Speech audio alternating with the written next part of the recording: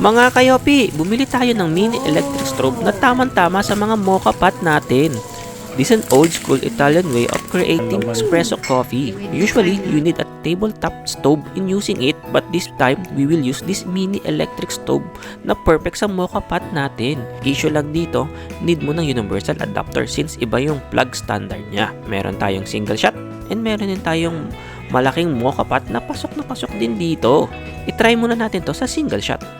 Madali lang naman itong gamitin. Lagyan natin ng water, yung bottom part na hindi lalabas sa pressure valve. Then add the coffee grounds dun sa strainer and seal it up. Heat it, wait for a few minutes, pressure will build up and bring you on top the fresh, nice espresso coffee. And you're gonna enjoy it. So if interested kayo, just check the comment and description below where you can buy this product. Bye!